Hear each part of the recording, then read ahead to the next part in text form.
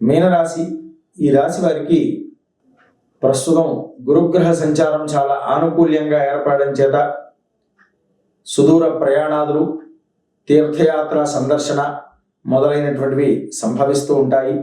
వారు చేపట్టే పనులలో కొంతమేర విజయాన్ని సంప్రాప్తించుకోవడం సంభవిస్తుంది.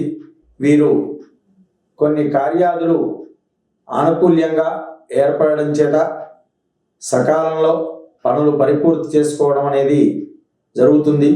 వీరు కొన్ని నూతనమైనటువంటివి పనులు ప్రారంభించి విజయోత్సాహంలో కాలం గడుపుతూ ఉంటుంటారు.